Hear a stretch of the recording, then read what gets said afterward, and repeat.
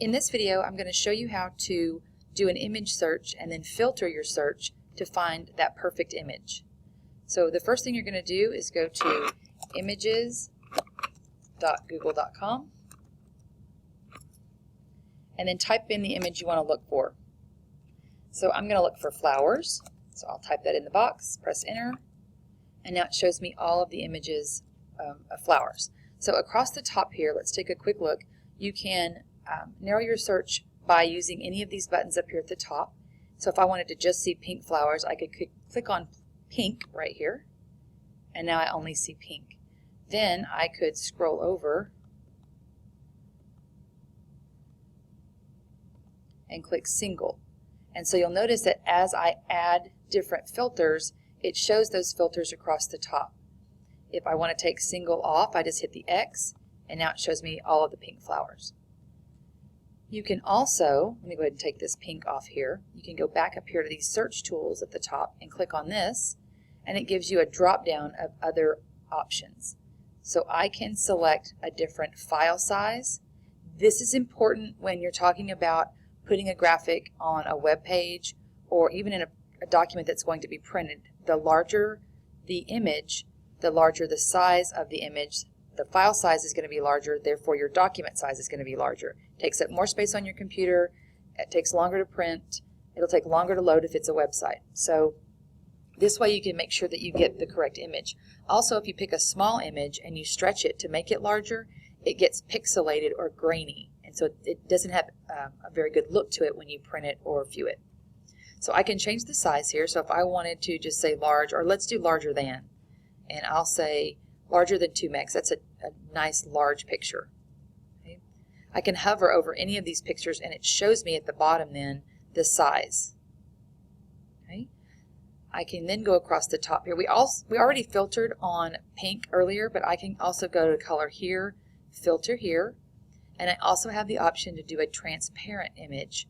So what this means is when you insert this into a document that maybe has a colored background, you won't have that white box around it. It's transparent, and so you'll be able to see that color through it. So let's go with yellow. Okay. The next option is the file type. So do I want it to be a photo? Do I want it to be clip art, a line drawing, an animated file? So if I want a flower that bounces across the screen, I might select animated. So I'm going to say I want clip art. And so now all of these are drawing type flowers.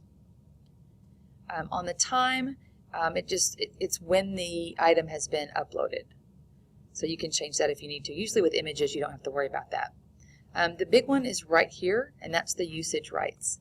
So under usage rights, contrary to popular belief, just because it's on Google doesn't mean you can just copy it and use it in any of your documentation, on your websites, things like that. You actually have to have the license for it. So the default option is not filtered by license. That means it shows you everything. Whether it's free to use or not, you'll see it on the screen. You'll also see things like this labeled for reuse with modification. That means I can reuse it and I can change the way it looks. Okay?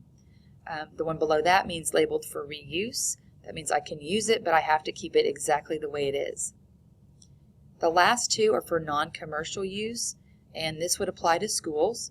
So if I wanted to find a graphic that I could use for non-commercial use because I just want to put it in a flyer that I want to send home to parents, I'm not going to charge for it, I would click on this labeled for non-commercial reuse, and it's going to then narrow my search results. You'll notice now that there are, and even if I scroll down, there are fewer options here to choose from. So it really does make a difference on that license type, and you really want to be careful about what you're using because we don't own that graphic.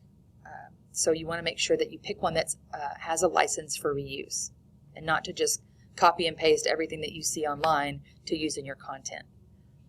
Finally, under the reuse license, the one up here that just says labeled for reuse with modification or labeled for reuse means you can put those graphics in an item that you might sell. So if you're doing a recipe book or you're doing some type of fundraiser at school and you need to use graphics in the cover or in some of the pages of something you might be printing. If you select labeled for reuse, you'll be able to use that graphic and sell it with your completed fundraiser item or whatever it might be, and not be in trouble for using that graphic.